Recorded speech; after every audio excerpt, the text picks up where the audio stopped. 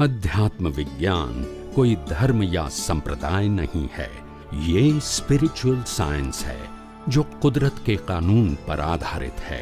ये विज्ञान पूरे ब्रह्मांड के सभी रहस्यों को उजागर करता है और जीवन के सभी पहलुओं को समझने के लिए एक नई दृष्टि देता है। इसी को आर्ट ऑफ विजन कहते हैं, दुनिया को देखने की एक नई दृष्टि, जो अध्यात्म विज्ञानी परम पूज्य स्वामी श्री कमलेशानंद जी के निर्देशन में सनातन सत्य का अनुसंधान कर हमारे जीवन को प्रकाशित करे। जय सच्चिदानंद।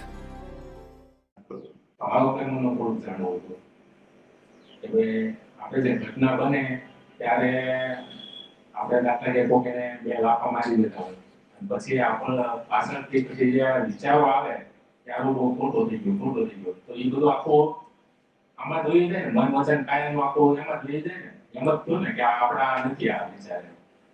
ના ના, સાચું થઈ ગયું ખોટું થઈ ગયું બેમાંથી એકેની જરૂર નથી. કુદરતી રચના જુઓ ને, મન વચન કાયા કુદરતના છે, ચલાવે છે કુદરત, સંજોગો કુદરત આપે છે ને સંજોગોને મન વચન કાયા બે કુદરત લઈ લે છે. શું કામ ઊંડા ઉતરો છો? શુદ્ધાત્મામાં રહો ને, દ્રષ્ટિ મળી છે તો. પ્રકૃતિમાં તો અનંતાવથી રહેતા હતા ને, આપણે નતા રહેતા. હવે શુદ્ધાત્માએ દ્રષ્ટિ મળી તોય પ્રકૃતિમાં જ આવું પાછું બોલતા નથી. પહેલા મકાનના માલિક હતા એટલે ચિંતા હતી કે બારી તૂટી ગઈ, નળ તૂટી ગયો, લાઈટ તૂટી ગયું, બલ્બ તૂટી ગયો, આ ભીતો ખરાબ થઈ ગઈ એટલે ચિંતા હતી. વેચ્યા પછી શું છે? માલિકી કાઢ્યા પછી બોલતા નથી. જ્ઞાની પુરુષ જ્ઞાન આપે તારે કે મન વચન કાયાની માલિકી ભાવ કાઢી નાખ્યો. હા કે ના બોલો ને, હજુ રાખવો છે પાછો કે બારી કેમ તૂટી? પણ તારે શું કામ છે? તું શુદ્ધાત્મા છું કે તું ઘર છું? બોલતા નથી બધા. તમને જે જ્ઞાન આપ્યું છે એવા રહો ને. તમને જ્ઞાનનું શરીર છે એનું આપ્યું તો પછી શુદ્ધાત્મામાં રહો ને. એ જ્ઞાન નતું તારે શરીરમાં રહેતા હતા ને, પછી એ જ્ઞાન મળ્યા પછી બહુ શરીરની ચિંતા. સમજાયું કે નહીં? શરીરને આત્મા બે છૂટા પાડ્યા કે જ્ઞાની પુરુષ. એટલે સાદી ભાષામાં સમજાય ભાષામાં એવું કહેવાય કે હવે ડિવોર્સ થઈ ગયા. શું થઈ ગયા? બે છે ખરા પણ એકબીજા હાથે લેવા દેવા. હવે ડિવોર્સ થયા પછી ચિંતા છે કે એ સમજણ નથી પડતી, બોલતા નથી. પેલા ભેગા હતા તારા બરાબર છે, છૂટા ના પડે કે પ્રકૃતિનો એક પણ ગુણ મારામાં નથી, મારો એક પણ ગુણ ગુણે કરી બંને સર્વથા. આ તો સામીપ્ય ભાવથી ભ્રાંતિ ઉત્પન્ન થાય છે, જે જ્ઞાની પુરુષના વિજ્ઞાન થકી નાશ થાય છે. સમજાયું કે નહીં? હવે સામીપ્ય ભાવ તો ગયો તોય ચિંતા, બોલતા નથી. સમજાય છે કે નથી સમજાય? એ ભારે પડે છે. સમજાય તો સારું છે, ના સમજાય તો શું કરીએ? કૃષ્ણ ભગવાનની વાત અર્જુનને સમજાય તે દુર્યોધનને ના સમજાય તો શું કરીએ? ક્યાં લાગે? રામની વાત પણ વિભીષણને સમજાય, રાવણને ના સમજાય તો શું કરીએ? પણ આપડા થાય તો શું?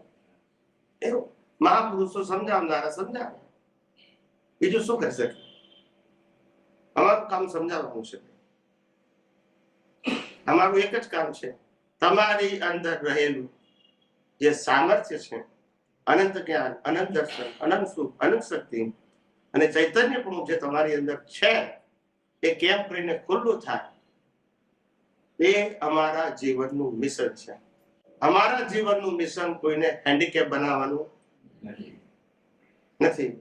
તમે લાચાર છો, ખ્યાલ તમારામાં કોઈ આવડત નથી, તમે અમારા શરણે આવશો તો જ તમારું કલ્યાણ થશે. અમારા આશીર્વાદની કૃપાથી જ થશે એવું વિજ્ઞાનમાં નથી. તમે જ સુપર પાવર છો, તમે જ અવિનાશી છો, તમે જ ચેતન છો, તમે જ અનંત જ્ઞાન દર્શન વાળા છો. ફક્ત એ શક્તિ આવરાય છે, તો આવરણને દૂર કરવાનું જ્ઞાન હું વિજ્ઞાન આપું છું. શક્તિ આપતો શક્તિ છે તમારી પાસે, બોલતા નથી. યસ કે નો? આધ્યાત્મ વિજ્ઞાન તમારી કુમારી જગાડે છે.